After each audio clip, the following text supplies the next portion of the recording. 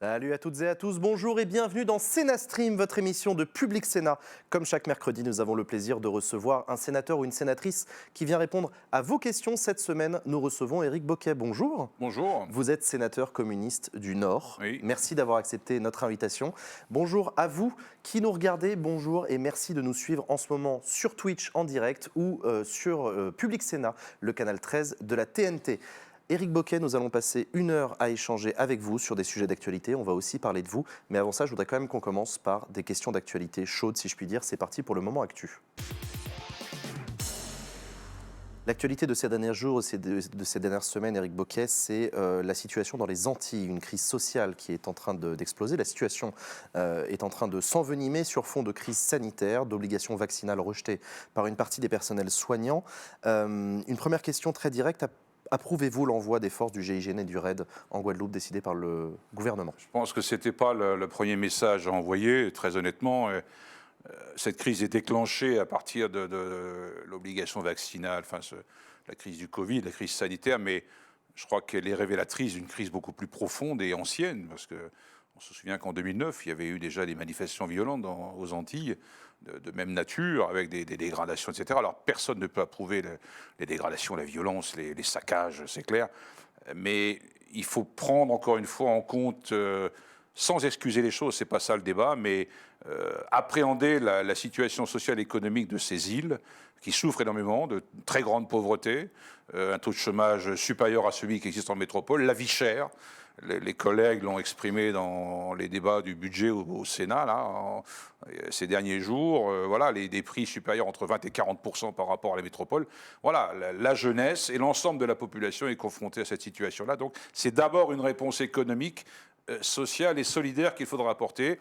Après, qu'il faille du retour à l'ordre, on est d'accord qu'on ne peut pas approuver les violences et les saccages, les incendies. On tire à balles réelles quand même, c'est grave ce qui se passe. Et les policiers se font tirer dessus à balles réelles. Donc ça peut s'enflammer, ça peut aller très très loin.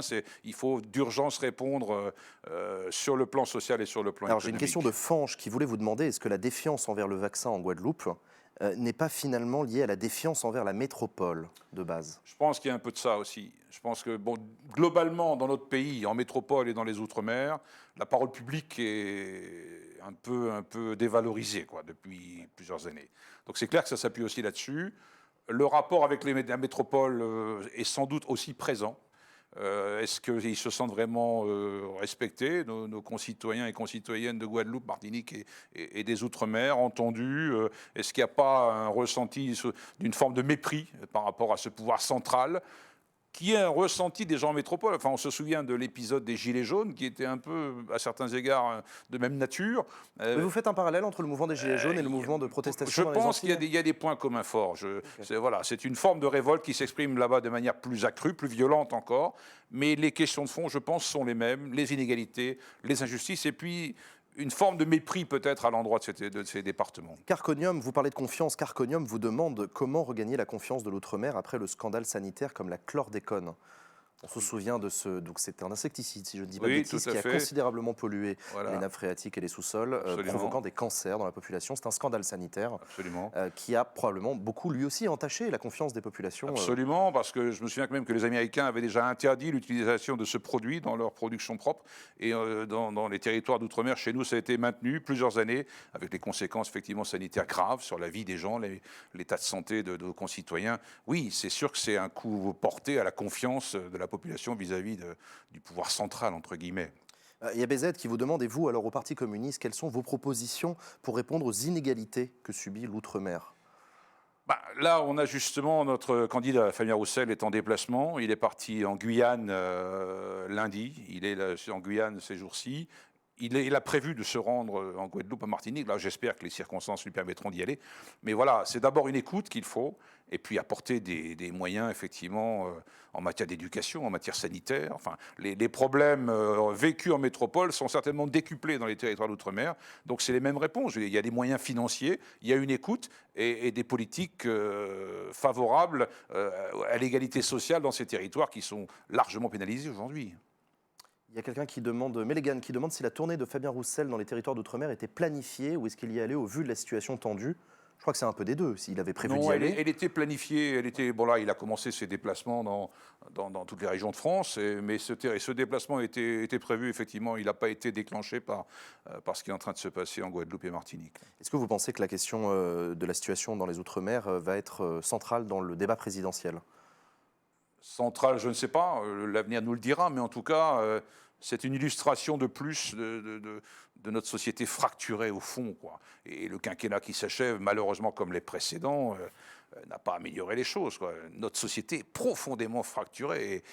Alors, il n'y a pas forcément là-bas la colère en train de s'exprimer de manière très violente. C'est pas forcément vrai en France, mais il y a eu l'épisode Gilets jaunes quand même. Mais on sent que ça bouillonne. Il y a beaucoup de mal-être chez beaucoup de gens. Voilà, il y a quelque chose qui tourne pas rond. C'est pas vraiment exprimé. Ça s'exprimera peut-être d'une manière spectaculaire, inattendue au présidentiel, je ne sais pas. Je ne suis pas devin, mais il y a beaucoup de non-dits là dans notre pays aujourd'hui. Mais société vraiment fracturée en profondeur. Au cours de la séance des questions au gouvernement, Sébastien Lecornu, le ministre des Outre-mer, a tenu à réaffirmer que la loi, notamment sur l'obligation vaccinale, devait s'appliquer partout sur le territoire, dans tous les départements, y compris dans les départements d'outre-mer. Il oppose le modèle républicain centralisé à un modèle d'autonomie des territoires. Votre position est-elle la même ? Moi, je ne suis pas opposé à ce qu'il y ait une autonomie, une prise en compte particulière de la spécificité de ces territoires. Y compris sur des questions sanitaires ? Y compris sur des questions sanitaires. Voilà, encore une fois, écoutons ce qui se passe, que disent les professions médicales là-bas. Enfin, il y a besoin de... Je ne suis pas un spécialiste de l'outre-mer, hein, je ne vais pas me poser là en donneur de leçons, mais il y a besoin de comprendre la spécificité.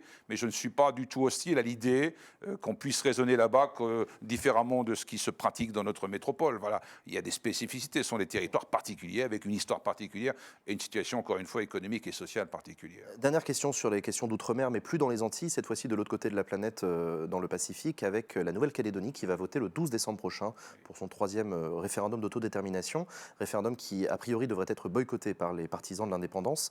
On a beaucoup entendu, notamment les candidats au parti Les Républicains, s'exprimer sur ce sujet en souhaitant que la Nouvelle-Calédonie reste française. On a peu entendu les communistes parler de ce sujet-là.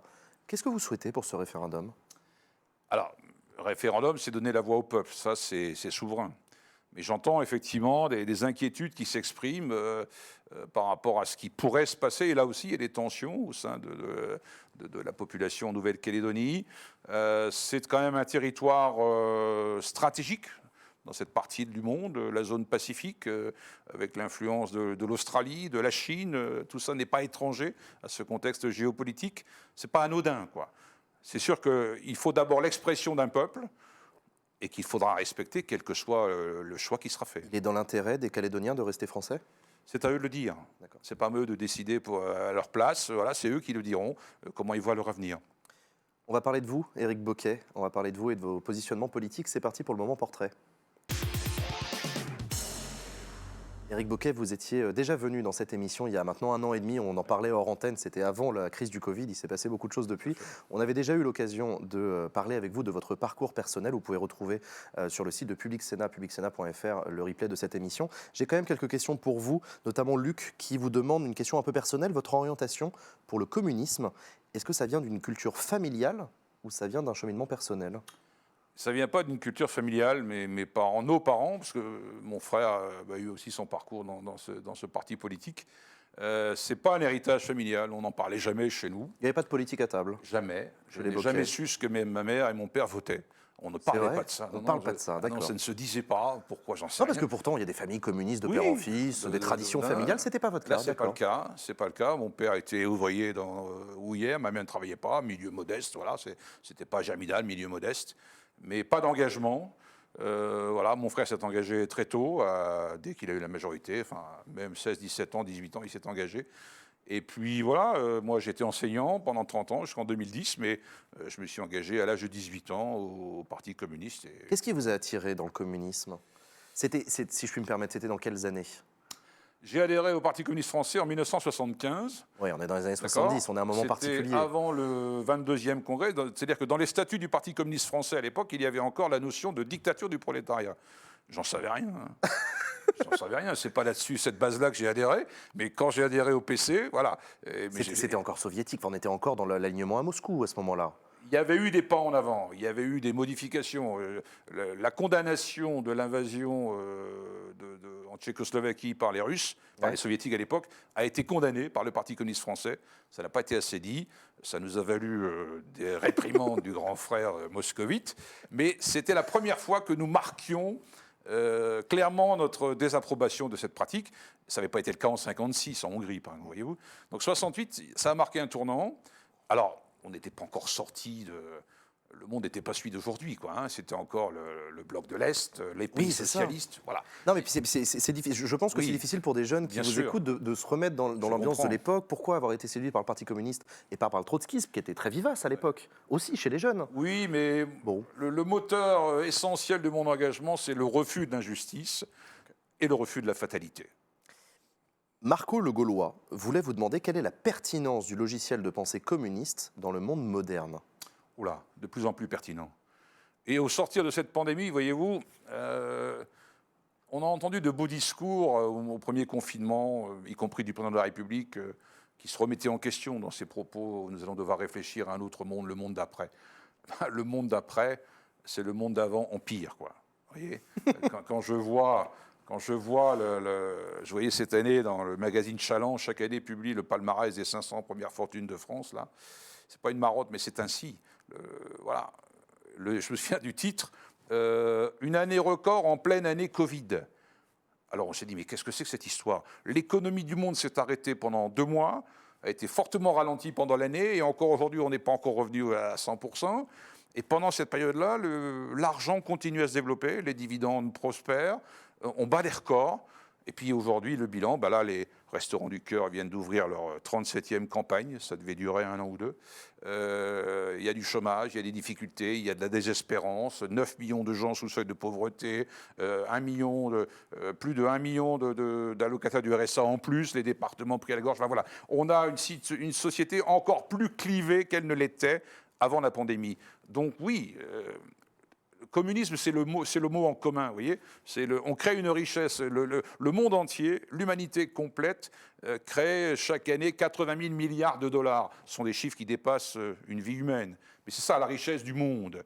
Voilà. Et comment on peut accepter que dans un pays comme le nôtre, 5e, 6e puissance du monde, on arrive à des situations aussi dramatiques, sans tomber dans le catastrophisme. Ce pays, cette société, encore une fois, est fracturée. Donc oui, la mise en commun de cette richesse, ça ne veut pas dire qu'il faut égorger les milliardaires, ce n'est pas ça le sujet. Mais que la richesse doit revenir à tout le monde, quoi. Mais vous comprenez que dans la question de Marco, il y a aussi la question de... Peut-être du tempo, on en parlait tout à l'heure, les années 70, l'URSS, depuis il y a eu la chute du mur de Berlin, le monde a beaucoup changé. Ça ne doit pas être facile pour un parti comme le Parti communiste de continuer à justifier son existence et son logiciel à travers ses âges et ses évolutions. Mais pourtant, vous y arrivez, ça n'a pas changé. J'assume pleinement notre histoire. J'en ai parlé tout à l'heure avec ses erreurs, avec ses réussites, avec la contribution qu'on a pu apporter à l'histoire de France. Pas seul. Voilà, Front populaire, la résistance, la lutte anticoloniale, etc. Programme commun, voilà, qui a été le choix stratégique de l'époque. Voilà. Mais non, moi comment dirais-je, on a voulu faire croire que le Parti communiste français allait être enterré sous les décombres du mur de Berlin, effectivement, en 89. Eh ben non, c'est pas ça qui s'est passé. Alors, on a traversé une période difficile, hein, j'assume, mais on s'est battu. On a des élus, on a un groupe à l'Assemblée, un groupe au Sénat, on a des maires, on a des élus un peu partout, on a une organisation qui s'est affaiblie, mais on est encore là. On est capable d'organiser une fête de l'humanité au mois de septembre dans un contexte compliqué, avec un certain succès, mais ce n'est pas un succès commercial, c'est avec une certaine capacité à rassembler des gens qui ne pensent pas comme nous, quoi. Voilà. Vous l'avez dit tout à l'heure, vous avez été prof d'anglais pendant 30 ans. Une question de Drake qui voulait vous demander qu'est-ce que vous pensez des démissions dans l'éducation nationale qui ont été rendues publiques récemment, des profs qui ont décidé de quitter ce beau ministère. Comment rendre le métier plus attractif? C'était sa question. Absolument, et même dans les concours de recrutement, tous les postes ne sont pas pourvus, quoi. Hein, on ouvre, je ne sais pas, 600 postes et on prend 450 enseignants pour ne pas baisser trop le niveau du recrutement. Non, le métier n'est plus attractif. Ma fille est principale adjointe de collège, là, depuis cette Et alors, année. Ça a changé depuis votre époque? Voilà, elle était prof d'anglais comme moi. Bon, il n'y a aucun atavisme, c'est ainsi, elle a choisi ce métier. Elle a commencé son métier il y a 10 ans à 1 400 € par mois. Et à l'époque, elle était affectée en région parisienne. Elle avait un loyer de 750 €. Donc elle rentrait le week-end à la maison, elle repartait avec de la nourriture et un chèque, voilà, je le dis. Voilà, je cite souvent son cas. Moi, quand j'ai commencé l'enseignement, dans les années en 1980 exactement, le salaire de l'enseignant moyen, c'était 2,2 fois le SMIC. Ok. D'accord. Aujourd'hui, c'est 1,4 fois le SMIC. Il y a eu un décrochage au niveau du salaire. Alors le salaire, ça n'est pas tout.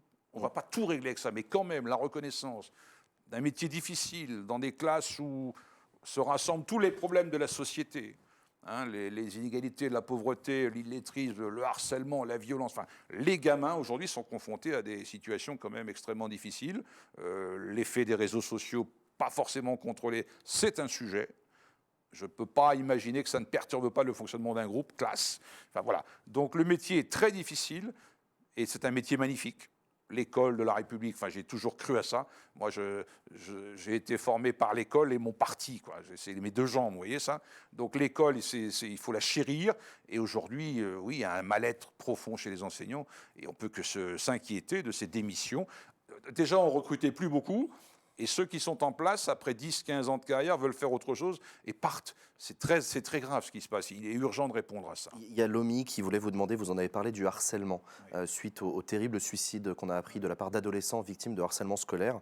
Est-ce que vous sentez que la situation a changé depuis l'époque où vous étiez prof d'anglais? Ah oui. Et est-ce que vous pensez que la réponse du gouvernement est à la hauteur?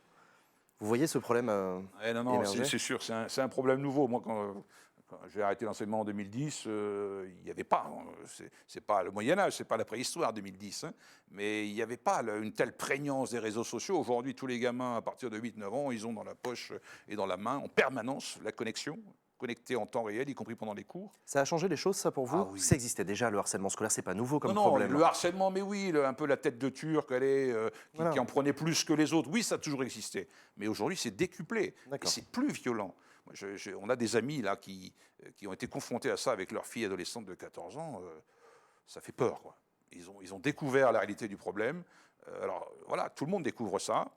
Il faut une vraie réponse. Alors, il faut des psychologues aussi dans l'établissement scolaire, des psychologues, des médecins, des adultes référents à qui un jeune peut se confier, parce que la relation prof-élève, c'est pas si simple. Je ne pense pas spontanément un élève dans une classe ira voir son prof. La relation n'est pas la même. Le gouvernement a l'intention de responsabiliser les élèves, de faire des élèves ambassadeurs qui vont pouvoir jouer Pourquoi un rôle pas, d'alerte. Pourquoi pas? Il faut inventer des choses. Il faut vraiment répondre de manière offensive à cette question, parce que vraiment, ça fait des dégâts, quoi. On est en pleine campagne présidentielle, Éric Bocquet.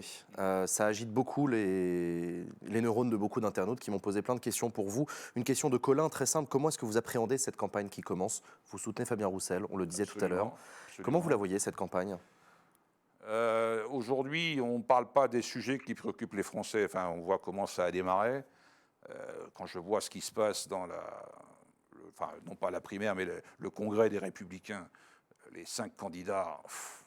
Passage obligé dans les débats, 2 tiers du temps, immigration, sécurité, identité nationale, islam.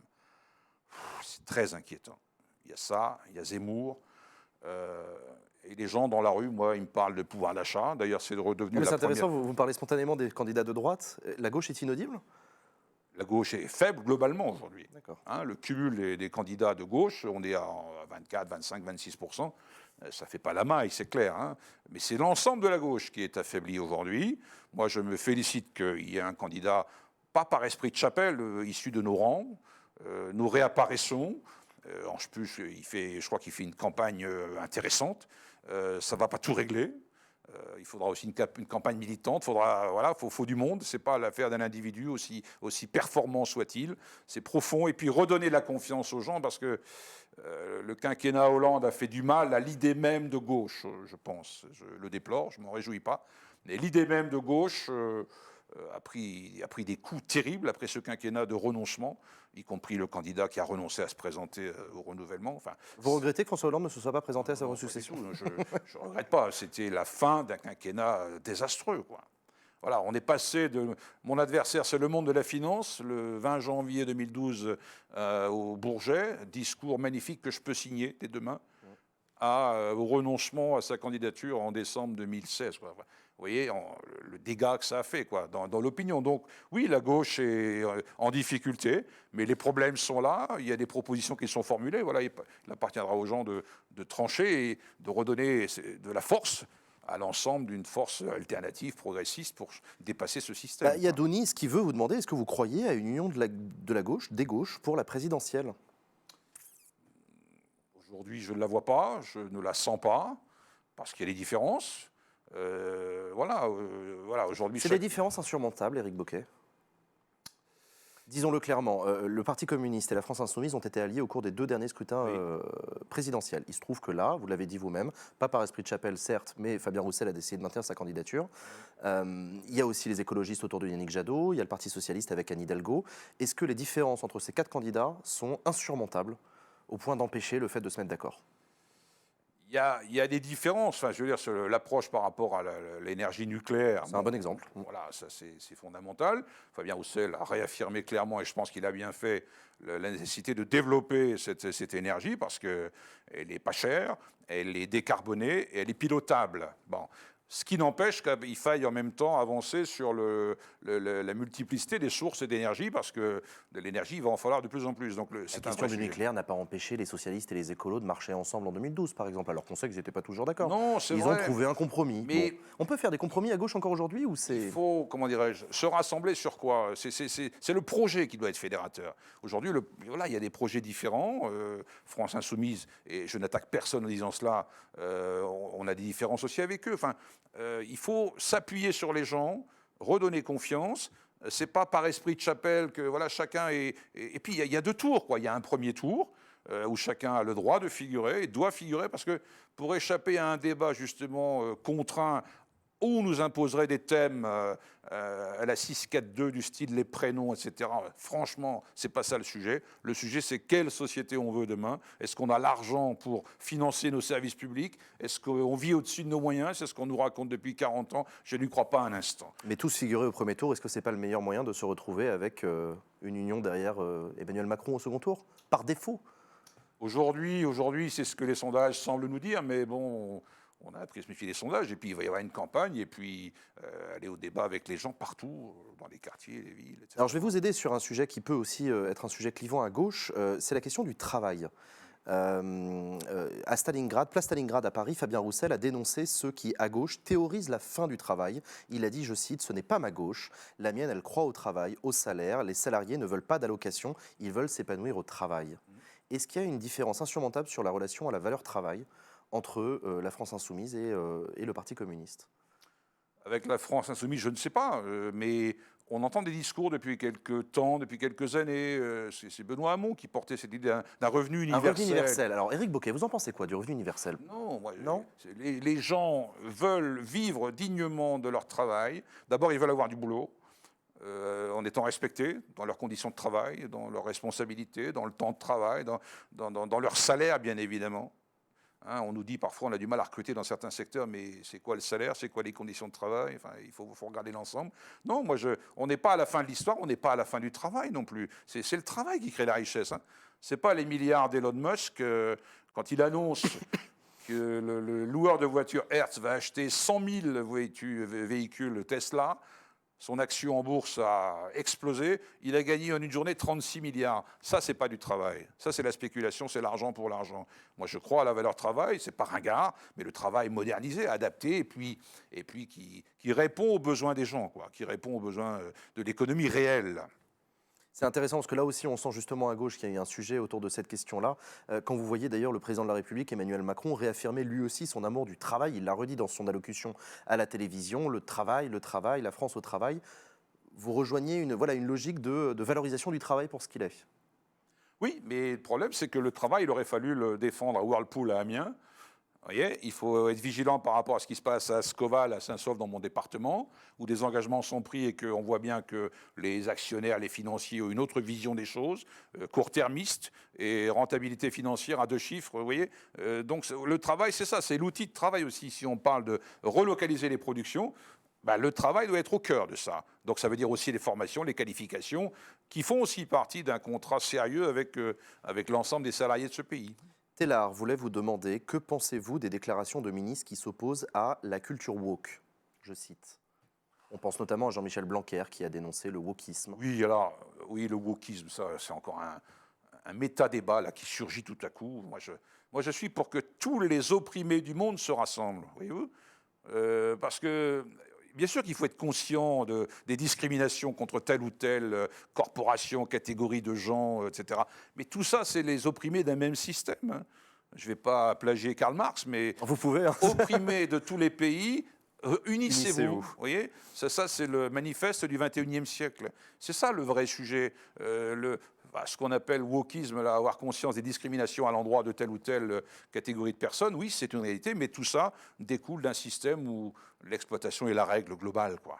L'introduction du pronom Yel dans le dictionnaire annoncé par le petit Robert, qui a fait réagir jusqu'au gouvernement, jusqu'à la Première Dame elle-même, ça aussi c'est un non-débat pour vous? Pour moi, c'est un non-débat. Comment on fait pour accorder Yel est beau ou Yel est belle? Je me pose la question. J'ai enseigné le français aussi dans ma vie. Je me pose la question de l'accord par rapport à quel pronom. Enfin, je dis ça en plaisantant, mais c'est pas un débat central. Ce qui est central, oui, lutter contre les discriminations, la liberté de choix du genre, oui. Mais franchement, aller jusqu'au langage, je suis très sceptique sur l'utilité d'un tel débat. Ça, c'était une question d'Edgar 52. Et il y a François qui voulait vous demander, est-ce que vous retireriez les statuts de Colbert, par référence à Ramayad, ancienne ministre à l'époque de Nicolas Sarkozy, qui a déclaré que selon elle, passer devant les statuts de Colbert quand on est noir, c'est une microagression en référence au code noir qui a été promulgué par Colbert. Il faut avoir conscience de ce que l'histoire de France a fait de mal, clairement. Mais de là à débaptiser, à démolir des statues, voilà, il faut appréhender notre histoire avec ses zones d'ombre et ses zones de lumière. Voilà, le code noir, c'était une infamie absolue. Voilà, c'est l'histoire, il faut l'avoir en tête, il faut la connaître. Mais s'amuser à débaptiser, eh ben voilà, il va falloir, il y a du boulot, quoi, de mise à jour à faire pour nettoyer l'histoire de France de ses pires exactions, quoi. Et quand vous entendez, vous m'avez dit tout à l'heure que vous regardiez le débat du Congrès Les Républicains, quand vous entendez tous les candidats dire qu'il faut être fier de l'ensemble de l'histoire de France, qu'il faut valoriser l'histoire de France et la prendre comme un bloc, vous êtes en désaccord avec ça? Ah, complètement, oui. Enfin, il faut connaître l'histoire de France, mais l'histoire de France n'est pas linéaire, hein. On a des zones sombres dans notre histoire. Vichy, que certains veulent réhabiliter dans le débat politique, non, c'est un scandale. La guerre d'Algérie, c'est pas une chose dont on peut être fier, quoi. Le massacre des Algériens en octobre 61 à Paris, il faut clarifier ça. Enfin, non, il faut regarder l'histoire dans sa diversité, sans rien occulter. Mais moi, il y a des choses dont je ne suis pas fier dans cette histoire. De ce point de vue-là, est-ce qu'Emmanuel Macron, avec le rapport Stora, avec le travail qu'il a fait notamment sur octobre 61, avec la mémoire des harkis également, est-ce que vous trouvez qu'il va dans le bon sens? Ce sont des mesures qui vont dans le bon sens, avec Odin, là, le mathématicien communiste, voilà, qui avait été tué à l'époque pendant la guerre d'Algérie. Voilà, ça, ce sont des pas qui vont dans le bon sens. Voilà, je le dis en toute objectivité. Vous êtes sénateur du Nord, je le disais tout à l'heure. Vortel voulait vous demander, malgré la réélection au premier tour de Xavier Bertrand lors des élections régionales, peut-on encore considérer le Nord comme une terre de gauche? Bon, il y a une histoire, mais oui, enfin, il y a des valeurs auxquelles nous sommes attachés, mais comme toute la société, on a été traversé par des périodes très difficiles, la désindustrialisation, enfin, il y a eu une perte de repères, de conscience. Et oui, c'est sûr que l'abstention a grandi, comme partout, que le Front National à l'époque, Rassemblement National aujourd'hui, a grandi sur ces territoires en déshérence, abandonnés. Après, moi, j'ai toujours été un peu sceptique sur l'idée de terre de gauche ou terre de droite. Il n'y a pas de bastion, quoi. Je crois plus à des combats menés localement. C'est un peu un cliché de dire le Nord est de gauche et les Alpes-Maritimes sont de droite, c'est un peu cliché. Ben, oui, je Ouais. crois. Je crois qu'il y a de toutes les forces, avec des dosages différents dans toutes les régions de France, quoi. Donc la notion de bastion, je suis très réservé. Donc oui, on a une histoire à gauche dans le Nord-Pas-de-Calais, c'est clair, une terre ouvrière, voilà. Mais les choses évoluent, mais les racines sont là. Toujours sur le Nord et Fagy, voulez-vous demander votre point de vue sur le projet d'installation d'un parc éolien offshore dans la Manche? Vous êtes favorable au développement de l'éolien? Favorable au développement de l'éolien, s'il ne nuit pas, s'il ne cause pas de nuisances, ça fait partie du mix énergétique. Bah, tout le sujet est là en fait. Est-ce que ça Voilà, cause des ça nuisances fait partie ou pas? du mix énergétique. Après, j'entends que ça provoque des perturbations sur l'activité halieutique. Enfin, la pêche est perturbée. On a des amis en Normandie qui sont opposés à un projet de ce type. Donc voilà, moi, je n'ai pas une position définitive arrêtée là-dessus. L'éolien, ça fait partie des options du mix énergétique avec le solaire, voilà, l'hydrogène demain. Enfin voilà, il y a des choses à creuser. Il faut que la science avance. Mais je n'ai pas de position arrêtée très clairement sur le sujet aujourd'hui. Aujourd'hui, vous êtes sénateur Éric Bocquet. On va parler de votre activité au Sénat. C'est parti pour le moment Sénat. Une question de Dioc qui vous demande comment concevez-vous votre mandat d'homme de gauche dans une assemblée historiquement acquise à la droite? Quand même pas rien d'être communiste au Sénat. Non, mais ça se passe pas mal. Expliquez-moi alors comment ça se passe pas mal. Non, mais Vous êtes minoritaire? ah oui, on est très minoritaire. On est un petit groupe. 15 sénateurs, je crois. 15, voilà, on est 15 dans le groupe. Enfin, il y a 14 communistes et une rattachée, Marie-Noëlle Lienemann en l'occurrence, mais ça se passe très bien. C'est un groupe qui travaille beaucoup, enfin reconnu pour ça. Je ne vais pas faire l'autosatisfaction, ce n'est pas les tout gens de la maison. Oui, c'est sûr qu'on est 15 dans une assemblée de 347 sénateurs, mais voilà, on porte notre discours, on a de la constance, on a de l'énergie, on a de la conviction. Non, on ne souffre pas d'être minoritaire, nous travaillons à devenir majoritaire. Il y a Grills dans le chat qui demande c'est quoi CRCE? CRCE, c'est le nom du groupe communiste, républicain, citoyen et écologiste, qui est le nom du groupe communiste, moi c'est comme ça que je l'appelle pour simplifier, Oui. au Sénat. C'est vrai que c'est pas simple d'expliquer aux internautes Bien à chaque sûr, fois tout les à fait. sigles. Donc voilà, CRCE, en gros, c'est le groupe communiste au Sénat, dont est membre mon invité Éric Bocquet. Voilà pour la réponse à ta question. Il y avait une autre question qui était celle de TSP Garp, qui vous demande pourquoi avoir choisi de rester sénateur plutôt que maire en 2017, en application du non-cumul des mandats. J'ai été maire 4 mandats. C'est un mandat passionnant, hein, que je n'ai pas quitté le mandat de maire, comment dirais-je, en applaudissant, mais voilà, c'est l'application de la loi. Je suis toujours parti du conseil municipal, je suis conseiller municipal dans ce collectif. C'est un collègue qui est devenu maire, voilà. Oui, j'aurais pu choisir de rester maire. Vous vous voilà. sentez plus utile au Sénat qu'en tant que maire? C'est dur de répondre comme ça. Non, c'est pas comparable. Je veux dire, c'est sûr que dans une mairie, l'intérêt, c'est que vous voyez aboutir les projets que vous lancez avec votre équipe. Voilà, Plus concret. voilà, c'est du travail, c'est du temps, c'est du délai, c'est des complications, mais au bout, ça aboutit, quoi. Quand vous construisez un lotissement, un foyer de vie pour des personnes handicapées, un restaurant scolaire, voilà, c'est concret, c'est utile. Et non, c'est vraiment passionnant. C'est vraiment un mandat passionnant. Mais le Sénat, c'est une autre dimension et c'est une expérience qui est enrichissante. Éric Bocquet, vous avez une spécialité, si je puis dire, en tant que sénateur. Vous êtes spécialiste des questions budgétaires et notamment fiscales. Vous avez travaillé toute votre vie sur la question de la lutte contre la fraude fiscale, contre l'évasion fiscale. Vivien vous demande simplement pourquoi avoir choisi la politique fiscale et la fraude fiscale comme sujet de prédilection. Comment ça s'est fait, ça? Comment ça s'est fait? De passer de prof d'anglais à sénateur spécialiste fiscal, c'est pas évident. Encore que Expliquez-nous. l'anglais, dans le monde de la finance, ça sert parce que c'est la logique et la langue anglo-saxonne qui dominent le monde de la finance. Hein. Intéressant, Voilà. c'est vrai. Il y a ça. Mais c'est pas ça la motivation. En fait, j'ai été élu en 2011 et je me suis retrouvé rapporteur d'une commission d'enquête en janvier 2012, quelques mois plus tard. Je ne savais même pas ce que c'était qu'une commission d'enquête. Voilà, on me dit, il faut que tu sois rapporteur, ok, j'y vais. Peut-être l'occasion de nous rappeler ce que c'est, parce qu'il y a plein Oui. d'internautes qui savent pas savoir. Voilà, Allez-y, Éric voilà, Bocquet. une commission d'enquête, c'est un groupe de 25-26 sénateurs rassemblant toutes les sensibilités de l'hémicycle, à proportion de ce que chacun pèse. Et chaque groupe politique, chaque année, peut proposer la création d'une commission d'enquête sur un sujet donné. Et cette année-là, il se trouve qu'on avait choisi la lutte contre l'évasion fiscale, fraude fiscale, etc. Et donc, comme la proposition venait de notre groupe, communiste, républicain, citoyen, écologiste, la fonction du rapporteur incombe à un représentant de ce groupe. C'est comme ça que je me suis trouvé rapporteur, celui qui est chargé, avec l'équipe, de rédiger le rapport qui est rendu à la fin des travaux. Donc, c'est 6 mois de travaux, c'est des auditions, des déplacements à l'étranger. Alors, on n'est pas allé aux Bahamas, aux Bermudes, aux îles. Et donc cette commission d'enquête en 2012 était sur quel sujet? Sur la fraude? C'était lutte contre la fraude fiscale. Lutte contre la fraude Voilà, fiscale, en gros, d'accord. c'était ça.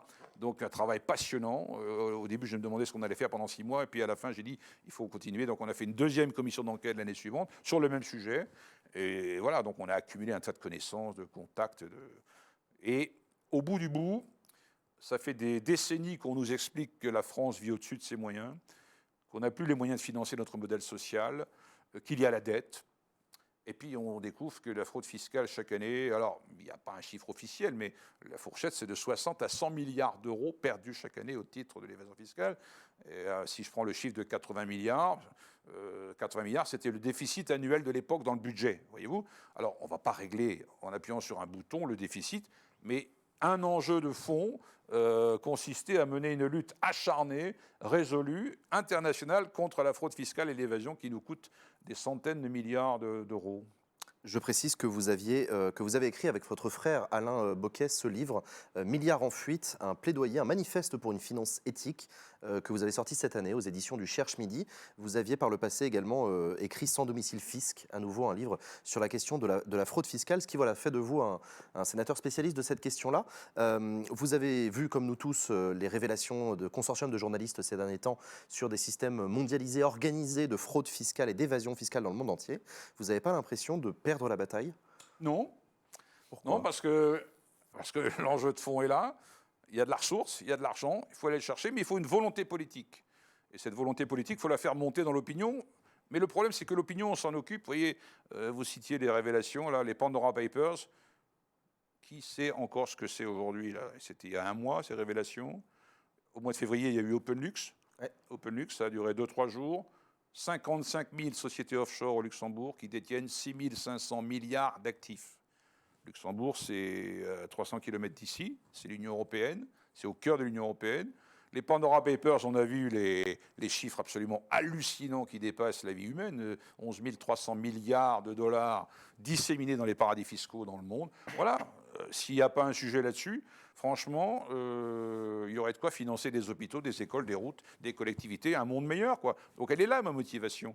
Arrêtez de nous dire qu'il n'y a pas d'argent. Il y a de l'argent, mais il échappe aux États. En parlant d'argent, le Sénat vient d'examiner, ou plutôt de finir l'examen du budget, donc du projet de loi de finances pour 2022. Le Sénat a rejeté le budget. On arrête d'en discuter puisque le Sénat a rejeté le volet recettes. Vous pouvez nous expliquer, parce que ce n'est pas simple pour nous, comment ça se fait que le Sénat a rejeté le volet recettes du budget et que donc la discussion s'arrête là? Alors oui, Expliquez-nous. en fait, ce qu'on appelle la première partie d'une loi de finances, d'un budget, pour parler simple, c'est les recettes. Donc on vote les impôts, on vote les taux de TVA, enfin vous voyez, tout ce qui est taxes et qui va alimenter le budget de l'État. Donc avant d'engager des dépenses dans la deuxième partie, sur la défense, la culture, l'éducation, la santé, etc., il faut d'abord voter les recettes. Or, la Constitution dit, et c'est logique, que si la première partie n'est pas votée, la discussion budgétaire s'arrête, puisqu'on n'a pas voté les recettes. On ne peut pas décemment décider des dépenses. Ouais, c'est une question de cohérence. Alors là, effectivement, on est confronté à cette situation. C'est le dernier budget du quinquennat d'Emmanuel Macron. On approche d'échéances dont on a parlé, les présidentielles. Évidemment, ça a perturbé singulièrement les choses et ça a surtout généré des postures chez les Républicains. On leur a dit dans le débat, très respectueusement, enfin, on a assisté à des moments hallucinants. Il y avait 600 amendements à discuter à partir de vendredi 16h, vous voyez. Donc on s'attendait à siéger vendredi, samedi, dimanche et puis lundi. Et le vote devait intervenir mardi. On démarre à 16h et on va jusqu'à 1h30 samedi matin. On avait traité la moitié des amendements. D'habitude, quand on discute des amendements, on en traite 12, 15, 20 par heure. Là, on était à 40 à l'heure. Et pourquoi? Parce que les Républicains ont siégé, n'ont pas déposé d'amendement et n'ont pas pris la parole. Donc c'est la moitié du temps de débat qui a été gagné, entre guillemets, par le silence des Républicains. Et pourquoi ils étaient silencieux, les Républicains, alors qu'ils Parce contestent que ce budget? la consigne chez eux, c'était de ne pas déposer d'amendement, parce qu'ils avaient déjà décidé de voter contre la première partie. Leur décision était prise. D'accord. Ils avaient décidé, ça a été dit. Pas la peine de perdre du temps, du coup. Ça a fuité. Alors, ils ont dit, bon, on ne va pas s'embarrasser, pas d'amendement, pas d'intervention. Et ça s'est arrêté, donc, effectivement, hier avec le vote. Je rappelle que les Républicains, c'est le groupe majoritaire au Sénat. Vous aussi êtes contre ce budget présenté par le gouvernement, mais pas pour les mêmes raisons. Absolument. En l'occurrence, les Républicains, et ça a été expliqué par Bruno Retailleau, le président du groupe Les Républicains à la tribune, a expliqué que ce budget est un budget démagogue où le gouvernement, Emmanuel Macron, quasi candidat à la présidentielle, fait campagne avec le chéquier de la France. Et donc c'est ça la contestation par les Républicains. Vous, c'est pas ce que vous reprochez à ce budget. Et du coup, j'ai une question de Mister Magouya qui vous demande qu'est-ce qui vous dérange dans ce budget? Ben nous, on avait proposé des amendements, on avait déposé 80 amendements, parmi lesquels on demandait le rétablissement de l'impôt de solidarité sur la fortune. 75% de nos concitoyens sont favorables à cette idée. Alors, ce n'est pas par démagogie, c'est parce que l'ISF rapportait avant sa suppression 5,2 milliards. Voilà, il a été remplacé par l'impôt sur la fortune immobilière, qui rapporte beaucoup moins d'argent. Donc voilà, il y a 3,2 milliards qu'on a perdu là, par la suppression de l'ISF. Ce que Sarkozy, Chirac n'ont pas osé faire, Macron l'a fait. Vous voyez. Alors, ce n'est pas avec ça qu'on va tout régler, mais 3 ou 4 milliards... C'est très symbolique, l'ISF. Voilà, c'est un marqueur politique fort, président des riches. On avait également déposé des amendements pour proposer que ce qu'on appelle le prélèvement forfaitaire unique, c'est-à-dire taxation des dividendes plafonnée à 30%. Plus de progressivité. Ça aussi, c'est Macron. On avait demandé la suppression du PFU. L'amendement, évidemment, a été refusé. Voilà. Troisième exemple que je peux donner, sur les taux de TVA, on avait proposé qu'un taux de 5,5%, c'est le taux le plus faible, soit appliqué aux 14 premiers mètres cubes d'eau consommés par les citoyens. C'est un produit de première nécessité, évidemment, abonnement retoqué. Voilà au moins 3 raisons, et il y en a plein d'autres, pour lesquelles on ne peut pas soutenir ce budget qui ne répond pas à la crise sociale que l'on est en train de traverser. Je fais une parenthèse, il y a Jonas dans le chat qui dit Éric Bocquet, c'était mon prof d'anglais au lycée. Ah bon? Un ancien élève. D'accord. Bon, bonjour. Eh bien, bonjour. On revient sur la question budgétaire. Oui. On revient sur la question budgétaire, une question de Proquipo qui vous demande quel est votre rapport à la dette publique. Faut-il la résorber? Faut-il la limiter? Comment on fait vis-à-vis de la dette? Il faut l'annuler. L'annuler carrément. Je vais le dire Ça veut dire quoi l'annuler? Ne pas la rembourser? Je vais ça veut dire préciser quoi? mon propos. Préciser. Ça fait quelques années que je suis turlupiné par cette histoire de dette. Vous savez, quand on a les documents budgétaires, le remboursement, le paiement des intérêts de la dette, l'an prochain, ça va représenter 38,4 milliards d'euros qu'on va payer au marché financier qui nous finance. Nous allons réemprunter 260 milliards. Cette année, on a emprunté 260. L'an dernier, c'est déjà le cas. Et l'an prochain, on va réemprunter 260. Alors, vous allez me dire, on ne va pas réussir à emprunter. Ben si. On fait la queue pour nous prêter l'argent en France. Les taux sont très bas, comme on dit. Ils sont même négatifs. Sur les emprunts, voyons, emprunts à long terme. l'agence France Trésor, qui est le Bercy qui vend notre dette sur les marchés financiers, tous les lundis, il y a une adjudication. On emprunte 6, 7, 9 milliards. Les taux à 3 mois, 6 mois, 12 mois, c'est un peu technique, excusez-moi, mais c'est pour situer.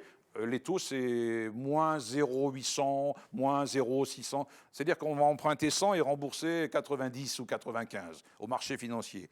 Alors, moi, si j'étais à découvert, je vais aller voir mon directeur de banque. Est-ce que vous pourriez me prêter un peu d'argent? Je dois acheter un nouveau véhicule. Il va me dire, et si possible, à taux négatif. Essayez, faites l'expérience. Vous allez voir la réponse du directeur de l'agence. Nous, donc il y a quelque chose qui ne va pas sur cette dette. Et en plus, la dette est devenue l'argument massu pour justifier aux yeux des gens la réduction de la dépense publique, dire qu'il n'y a pas de moyens pour financer les retraites, les hôpitaux, les écoles, les routes, etc. Et Éric Bocquet, emprunter à taux négatif, ce n'est pas éternel.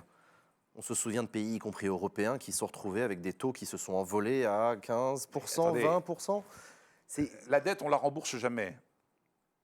L'État, ce qu'on appelle, ça s'appelle rouler la dette. C'est-à-dire que les 260 milliards d'euros là qu'on va emprunter, il y en a 140 qui serviront à rembourser les emprunts antérieurs arrivés à terme. Et l'autre moitié... Donc c'est bien la preuve qu'on rembourse. On ne rembourse pas le capital. On rembourse le capital des emprunts arrivés à terme et on réemprunte. On fait un nouvel emprunt pour rembourser l'emprunt échu. Oui, donc on rembourse bien nos dettes. On paie que les intérêts.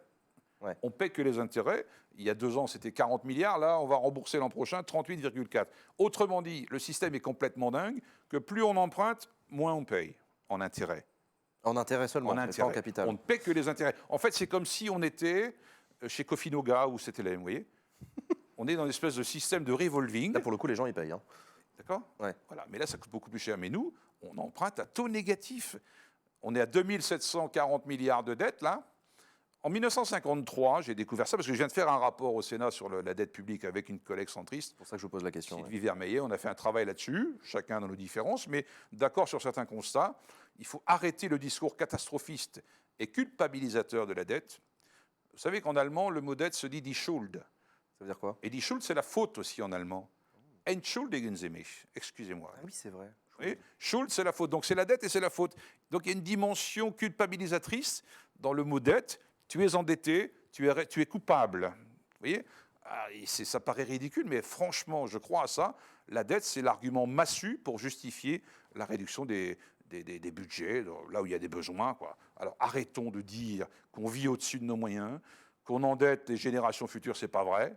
C'est pas vrai. La maturité de la dette, hein, c'est le terme que les techniciens emploient, c'est 8 ans et 7 mois. C'est-à-dire que si on arrête d'emprunter, dans 8 ans et 7 mois, on aura fini de payer notre dette, vous voyez. Mais on réemprunte chaque année. Oui, mais justement, c'est pour ça qu'on dit que les gens qui ne sont pas d'accord avec vous disent qu'on qu'on endette les générations futures. C'est que les 140 milliards qu'on rembourse chaque année, Oui. c'est des emprunts qui ont été faits à une autre époque, Oui, mais pas à une époque 60 ans. Il y il y a a, 8 ans. voilà, et là, on vient d'emprunter à 3 mois, 6 mois, 1 an. Il y a l'emprunt qu'on a fait lundi, il y en a un qu'on va rembourser dans 1 an, quoi, vous voyez. Donc, ce n'est pas une dette qui remonte à Mathusalem. Non, non, c'est... Et puis, même à l'Antiquité, on parlait de dette. Et dans l'Antiquité, on pouvait être réduit à l'esclavage pour non-remboursement de la dette. Angela Merkel et Emmanuel Macron ont fait adopter par le Conseil européen et par les institutions européennes un plan de relance à hauteur de 750 milliards d'euros empruntés sur les marchés financiers par une dette mutualisée. Ou pour le coup, pour le dire vulgairement, les pays riches européens ont emprunté pour les pays pauvres, pour permettre de verser beaucoup d'argent, notamment à l'Italie, l'Espagne. La France va en toucher 40 milliards à peu près. Voilà. Est-ce que vous êtes favorable à cette politique d'emprunt? Il y a Cumulé. peut-être une piste de ce côté-là, parce que sur que faire de la dette, alors, quand je dis tout à l'heure de manière provocatrice, il ne faut pas la rembourser, il faut l'annuler. Il faut annuler, on peut annuler techniquement celle qui est détenue par la Banque centrale européenne. Hein, un peu technique, mais Pas la majorité, mais voilà, c'est 20-25%. à peu près. Hein, 500-600 milliards sont détenus, alors que ce n'est pas son rôle. Dans les traités européens, la Banque centrale européenne n'a pas le droit de financer directement les États. Mais compte tenu de la pandémie, des situations budgétaires difficiles des États, elle a racheté des titres de dette. Donc elle détient, de fait, elle fait quelque chose qu'elle n'était pas censée faire de par les traités, voyez-vous. Alors, ça ne s'appelle pas la révolution, ça s'appelle assouplissement quantitatif, ça s'appelle politique accommodante, et... Enfin voilà, on n'a pas changé les traités, mais de fait, la On a trouvé BCE un moyen. Ouais. a changé son rôle. On a inventé un truc. Eh bien, inventons un truc pour aller plus loin. Autorisons la Banque centrale européenne à financer les États. Il y a un projet, notamment à l'ordre du jour de la présidence française de l'Union européenne, qui consiste à essayer de trouver un système de taxation des géants du numérique pour rembourser en partie cette dette commune. Est-ce que vous y êtes favorable? Ça doit vous plaire, ça. Bien sûr, j'y suis favorable, mais il faut aller jusqu'au bout. Hein. Parce que déjà, on a reculé. Joe Biden, qui a surpris tout le monde, il avait annoncé une taxation multinationale à 21%. Voilà, 2 mois plus tard, c'était arrivé à 15%. Donc on a discuté sur la base de 15%. Alors après, pour que cet accord soit effectivement mis en œuvre, il faudra l'accord de tous les États membres de l'Union européenne. Alors, au sein de l'Union européenne, il y a des petits États qui ont des vertus fiscales particulières. Je pense à Malte, je pense à Chypre, je pense à l'Irlande. J'adore l'Irlande, mais voilà, l'impôt société, c'est 12,5%. Mais un groupe comme Apple, il paye 0,005% par tous les mécanismes d'évitement fiscal, etc. Donc comment ces pays-là vont réagir? Est-ce qu'ils vont signer cet accord pour qu'effectivement ça se mette en œuvre? Il y a du chemin à parcourir, c'est un combat à mener, il faut que tout le monde s'en mêle. Hein. C'est le sens des bouquins, je veux dire, c'est l'affaire de tout le monde parce que c'est notre avenir.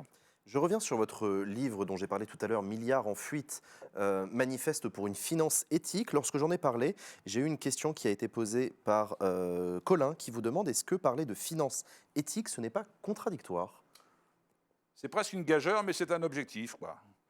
Effectivement, quand on voit toutes les pratiques de l'industrie financière, c'est fabuleux. Hier, je lisais dans Le Monde hier, la BNP Paribas a vendu, je ne sais plus, une bonne partie de ses titres pour en faire monter la valeur et donc augmenter le dividende des actionnaires pour détruire ces titres juste après. Enfin, je veux dire, c'est la finance qui tourne sur elle-même, voyez-vous. C'est plus la finance qui va financer l'économie réelle. La finance s'auto-alimente par ces pratiques absolument délirantes. Voilà, on est dans un monde complètement débridé, finance dérégulée. C'est quoi une finance éthique? Dans un monde idéal d'Éric Bocquet, ça veut Oui. dire quoi une finance éthique? Est-ce que le capitalisme existe toujours? Est-ce qu'on peut toujours gagner de l'argent en prêtant?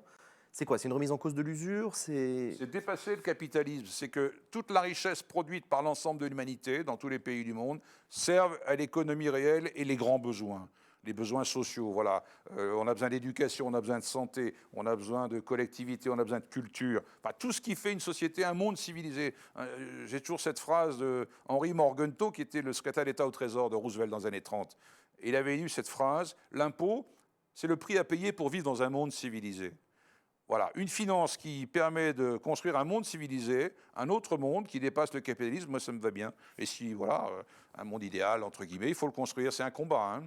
Vous parlez d'impôts et on revient sur le budget donc, qui a été rejeté par le Sénat. Il se trouve que ce budget continuait la traduction de la politique fiscale d'Emmanuel Macron pour la dernière année de son quinquennat, à savoir la suppression de la taxe d'habitation, qui est la grande mesure en faveur des classes moyennes, on va le dire vite, d'Emmanuel Macron. Ça a tendu les relations entre Emmanuel Macron et les maires. Vous avez été maire pendant 4 mandats, vous l'avez dit tout à l'heure. Est-ce que la suppression de la taxe d'habitation était une bonne idée du président de la Non, République? franchement pas, parce que, alors évidemment, Pour les Français qui la payent, c'est plutôt une oui, bonne bien idée. sûr, pour ceux qui la payaient, voilà. Mais il y a d'autres façons de répondre au pouvoir d'achat des gens, au niveau des salaires, des retraites, voilà, qui ont été maltraités pendant ce quinquennat, un peu comme avant. Mais supprimer la taxe d'habitation, c'est encore un levier en moins pour l'autonomie des collectivités, et notamment des communes, quoi. Aujourd'hui, il ne reste si plus c'est que le pas- foncier. C'est compensé par l'État quand même. Oui, mais vous n'avez plus la main, quoi. La compensation de l'État, c'est lui qui va la fixer. Et est-ce que ça sera maintenu dans la durée? On a vu que la taxe professionnelle, quand elle a été supprimée unilatéralement par Nicolas Sarkozy à Nicolas l'époque. Sarkozy 2010, on a garanti qu'elle serait compensée à l'euro près. C'est pas tout à fait ça qui s'est passé. Voilà. Donc on perd à chaque fois un levier fiscal, on perd à chaque fois un outil pour l'autonomie des collectivités qui est pourtant inscrit dans la Constitution. À chaque fois, on en perd un bout, quoi. Voilà. Il y avait le congrès des maires de France il y a quelques jours. Emmanuel Macron est venu faire le point, si je puis dire, dans sa relation avec les maires. On a rappelé quand même qu'Emmanuel Macron n'a jamais été élu maire. Par le passé. Il n'a même jamais été élu, en réalité, il est devenu président de la République directement. Ça avait été montré comme un obstacle au début. Est-ce que vous pensez que le fait que le président n'ait jamais été élu, élu local, élu parlementaire, ça a été une limite dans l'exercice de son pouvoir? Ça a sans doute expliqué une bonne part des relations difficiles avec les collectivités, les maires et le Sénat, qui est la représentation directe des collectivités, parce que nous sommes élus par les élus locaux, hein, les conseils municipaux, les départementaux, régionaux. Donc on est l'émanation des collectivités, et c'est une part de l'explication. D'abord, il y a eu un peu de suffisance et de mépris parfois à l'endroit du Parlement globalement, mais à l'Assemblée, il a une majorité acquise mécaniquement, donc le sujet se pose moins. Mais au Sénat, franchement, il y a eu beaucoup de malentendus, beaucoup de mépris, mal vécu. Les présences très rares de Bruno Le Maire dans l'hémicycle ont été soulignées. C'est un peu anecdotique, mais c'est un peu révélateur de... Voilà, là, dans le débat parlementaire, c'est clairement apparu. Alors, on peut être un très bon président sans avoir été conseiller municipal, maire ou député. Ce n'est pas une condition absolue. C'est surtout le logiciel qu'on a dans la tête. À qui répond-on? De quels intérêts on défend, quoi. Du coup, c'est une question de Colin qui vous demande est-ce qu'on n'arrive pas un peu au bout de la Ve République? Ah si, je suis convaincu. Ah oui, là vraiment, on est au bout de ce système. Ça, on en fait le constat régulièrement. Alors, ce serait quoi l'idée pour vous d'un président dans une nouvelle République? Ce serait plus Bah de ouais, suffrage universel direct, serait plus élu par les Français? Moi, je serait ne suis responsable pas un fanatique de l'élection au suffrage universel du président de la République. Ok. Voilà.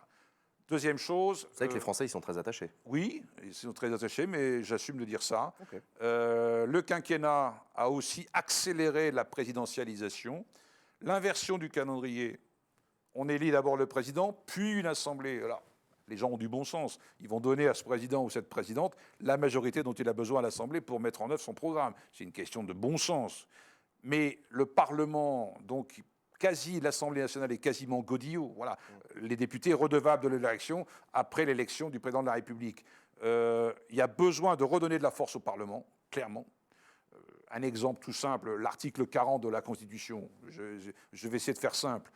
Vous déposez un amendement dans la loi de finances qui augmente la dépense de l'État. Il est frappé de ce qu'on appelle irrecevabilité parce que c'est l'article 40. Donc on n'en discute même pas. Ouais. Voilà. Poubelle. Alors, déposer un amendement, oui, qui va générer une dépense, mais pour répondre à tel besoin, il faudrait casser ce truc-là. C'est un verrou qu'on a mis sur la capacité du Parlement à modifier le budget. Vous savez, quand on discute du budget, là, on passe donc des jours et des jours, un peu moins cette fois pour les raisons qu'on a expliquées. On dépose, je ne sais pas, 600, 700, 800 amendements. Et au bout du bout, sur un budget de 300 milliards de recettes, on a bougé 2 ou 3 milliards. Je ne sais plus qui disait, si le budget était la fabrication d'un véhicule automobile, le débat parlementaire sur le budget a changé un enjoliveur. Ouais. Vous voyez? Donc c'est vous dire à quel point il faut redonner du poids au Parlement, à l'Assemblée et au Sénat, et casser ce régime présidentiel vertical qui s'est vraiment accentué dans ce quinquennat. À partir de janvier prochain, pardon, la France assurera la présidence tournante du Conseil de l'Union européenne. Emmanuel Macron a bien l'intention d'en faire un moment fort de son quinquennat et on s'en doute de sa campagne présidentielle également. Il a l'intention de développer ce qu'il a promu comme étant l'autonomie stratégique de l'Union européenne face notamment aux États-Unis et à la Chine. Est-ce que la France, est-ce que l'Union européenne a intérêt à développer son autonomie stratégique selon vous, ses intérêts propres? Il faut. D'abord, je pense que l'Union européenne devrait être construite. Là aussi, les traités européens sont à revoir, quoi. Il faut arrêter, comment dirais-je, cet espace de concurrence libre et non faussée, inscrit dans les traités. Écoutez les peuples. En 2005, on a refusé, la France, là, le traité européen qui nous a été resservi par la fenêtre quelques mois plus tard, mais par la voie parlementaire cette fois. Oui, et la France, au sein de l'Union européenne, devrait avoir un autre rôle moteur, et notamment en termes d'indépendance par rapport aux États-Unis, effectivement. On l'a vu avec l'épisode dramatique des sous-marins, là. Ouais. Bon, c'est édifiant, quoi. C'est affligeant. De Gaulle doit se retourner dans sa tombe, quoi. Hein. Donc cette Europe, oui, doit affirmer son autonomie, son identité, dans la coopération. Voilà, qu'on mette en place un espace de coopération et un espace d'harmonisation fiscale, on en a parlé. Social aussi. Et social. Ouais. Voilà. On en parlait tout à l'heure de la législation sur les géants du numérique. Il y a aussi un autre sujet qu'Emmanuel Macron souhaite promouvoir et qui est à l'agenda européen, pardon, c'est la taxe carbone aux frontières. Est-ce que là aussi, l'Union européenne, qui a l'ambition d'être le premier continent du monde neutre en carbone en 2050, est-ce que l'Union européenne peut se passer des importations pour des raisons de production de carbone et de CO2 ? Taxer aux frontières de l'Union européenne du carbone, ça veut dire réindustrialiser l'Europe parce qu'on devait être obligé de se passer de tout ce qu'on fait venir d'Asie notamment. Oui, ça pose cette question-là, effectivement. On a les moyens de faire ça ? C'est un long travail, c'est un chantier qu'il faut ouvrir, ça ne va pas se faire en 2 ans parce que ça fait des décennies de choix contraires qu'on fait, qu'on paye là. Hein.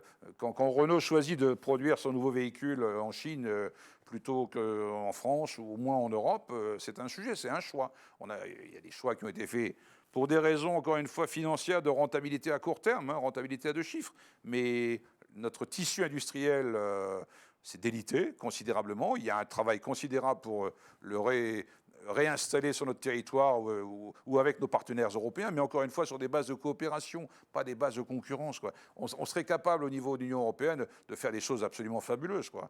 Un TGV européen, on est capable de faire ça, par exemple. J'ai une dernière question pour vous, Éric Bocquet. Est-ce que vous suivez le foot ? Oui. BZDF qui veut vous demander ce que vous pensez de la montée de la violence dans les stades, notamment après le fameux match Lens-Lille. C'est inquiétant, ça m'inquiète. Enfin, c'est comme toute cette violence qui se développe dans la société. Donc, dans les stades, c'est pas étranger à ce qui se passe dans la société. Il y a de la tension. Les matchs de foot, c'est pas les arènes, quoi. C'est pas les gladiateurs. C'est un moment de plaisir qui doit être partagé, y compris par des enfants. Enfin, il y a 40 000 personnes dans un stade. C'est pour passer un bon moment. Mais cette violence est inquiétante et on peut que la condamner, quoi. On peut que la condamner. Et puis, voilà. Il y a des propos violents dans cette société à l'endroit de certaines minorités ou certaines religions ou certains peuples qu'on peut peut-être retrouver aussi parce que peut-être qu'on s'attaque plus facilement à un joueur dont la peau est noire qu'un joueur dont la peau est blanche, quoi. Je me souviens en Angleterre, il y a 20-30 ans, on fait des bananes sur le terrain de foot. C'est encore arrivé récemment, y compris en France, des cris de Donc singe. c'est pas nouveau, mais ça a tendance à se développer, c'est inquiétant. Il faut être vigilant par rapport à ça. Évidemment, j'ai cité le match Lens-Lille, puisque Éric Bocquet est sénateur du Nord, mais vous avez raison de parler du match Lyon-Marseille, qui lui aussi a été le théâtre de violence. Merci Éric Bocquet d'avoir accepté mon invitation. Merci à vous d'avoir suivi cette émission de Sénat Stream. Vous pourrez la retrouver sur Public Sénat, le canal 13 de la TNT, ainsi que sur publicsénat.fr. Je vous dis à la semaine prochaine. Ciao.